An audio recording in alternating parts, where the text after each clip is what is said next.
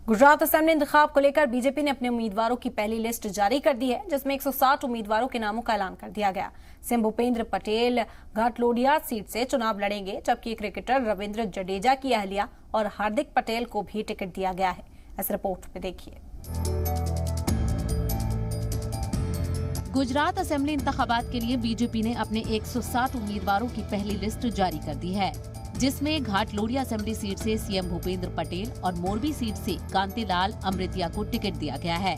बता दें कि कांतिलाल अमृतिया को मोरबी में बीजेपी के मौजूदा एमएलए ब्रजेश की जगह टिकट दिया गया है। कुछ दिन पहले हुए मोरबी पुल सानेहा के वक्त कांतिलाल ने लोगों की जान बचाने के लिए मच्छू नदी में छलांग लगाई थी और कई लोगों की जान बचाई थी। पहली लिस्ट में 84 पहले फेज के उम्मीदवार हैं। 30 मौजूदा एमएलए के टिकट काटे गए हैं। लिस्ट में 14 खवातीन के नाम शामिल हैं। 69 सिटिंग एमएलए को टिकट दिया गया है। मौजूदा सरकार में शामिल 5 वजीरों का टिकट कटा है। सीएम भूपेंद्र पटेल घाटलोडिया से चुनाव लड़ेंगे। हार्दिक पटेल को विरमगाम से टिकट मिला है। बिल्कुल पूरा हो जाएगा। हम 150 को भी क्रॉस करने की कोशिश हमारी है। तो हर वर्ग को साथ में लेने की बात करते हैं तो फोकस कभी एक जगह नहीं होता।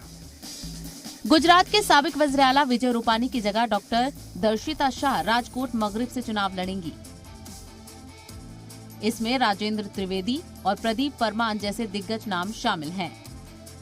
बता दें कि गुजरात बीजेपी के कई लीडरान ने चुनाव नहीं लड़ने का ऐलान किया है। इनमें नितिन पटेल, साबिक सीएम विजय रूपानी मेन हैं। बता दें कि 182 असेंबली सीटों वाली गुजरात में 2 मरहलों 1 और 5 दिसंबर को वोटिंग होनी है और नतीजे 8 दिसंबर को हिमाचल प्रदेश के साथ ही आएंगे। ब्यूरो रिपोर्ट, जी मीडिया।